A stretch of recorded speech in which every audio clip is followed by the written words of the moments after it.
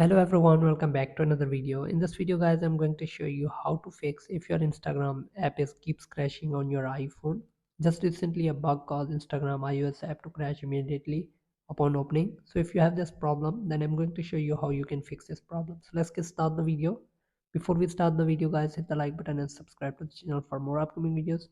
So the first step is check your internet connection, whether you have a good internet connection or not. For that, you can go to YouTube or Safari and browse anything and see if your internet connection is working.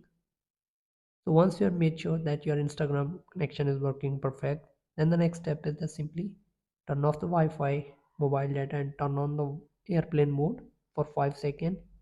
Then after this, just turn off the airplane mode and turn on the Wi-Fi and check if your Instagram app is working. So if you still have this problem, then you have to force quit the application and relaunch. For that, just swipe up and just swipe up the app and then relaunch the Instagram app and see if it's working.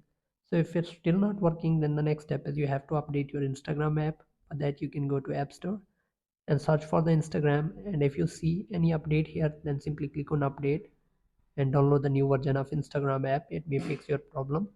So if it's still not working, then the next step is go to your iPhone settings and then click on software update and see if there is any software update available for your iPhone. So if there is any update, then simply click on download and install that update. It may fix your problem. So after updating the device, check the Instagram app, and if you have still this problem, then the next step is uninstall and reinstall the app. For that, click on settings, click on iPhone storage, click on Instagram, click on offload. You won't be logged out, you won't lose any of documents. Then simply click on reinstall the app and go back to home screen, and the app will reinstalling again. Once the app is reinstalled, your problem will be solved.